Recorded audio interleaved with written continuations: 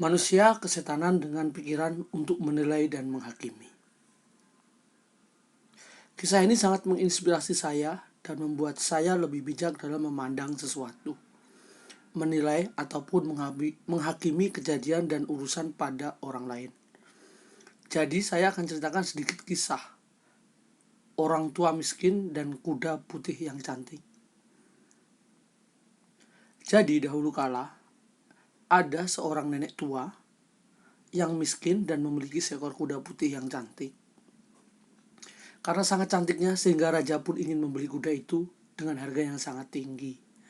Tapi karena saking sayangnya dengan kuda itu sehingga nenek itu tidak menjual kuda putih itu. Pada suatu hari, ternyata kuda putih itu dicuri orang. Lalu orang desa berdatangan. Wahai orang tua bodoh, kudamu sudah dicuri orang. Padahal kalau kamu jual, kamu akan mendapatkan uang banyak dan kamu akan kaya dengan keluargamu. Tapi kuda itu sekarang sudah hilang. Kamu dikutuk oleh kemalangan.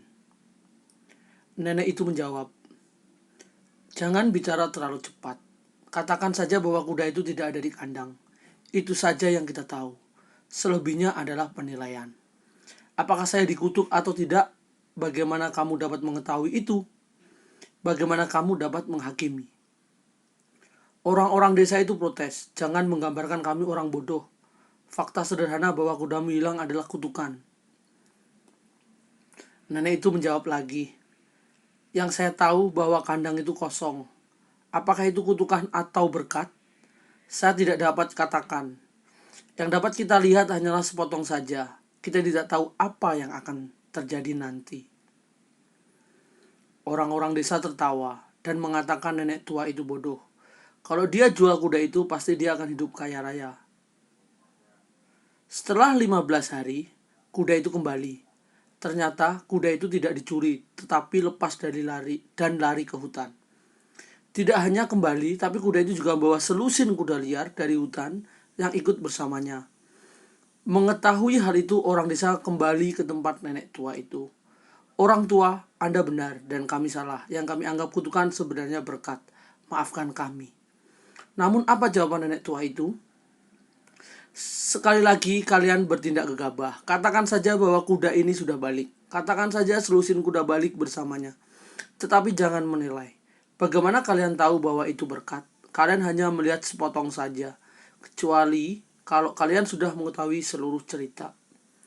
Orang-orang desa tidak banyak berkata-kata lagi, tapi dalam hati mereka bahwa orang tua itu salah. Dengan menjinakkan 12 kuda itu lalu dijual, maka nenek tua itu akan menjadi banyak uang.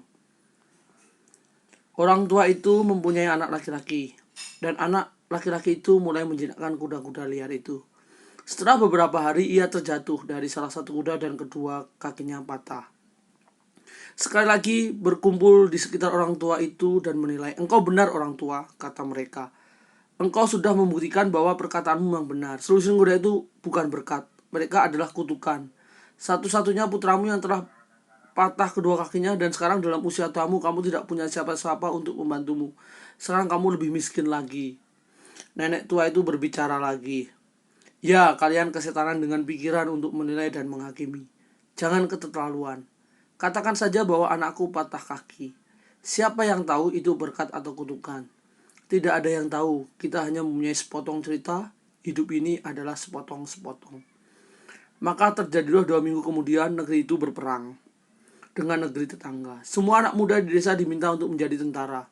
Hanya anak si orang tua yang tidak diminta karena patah kaki.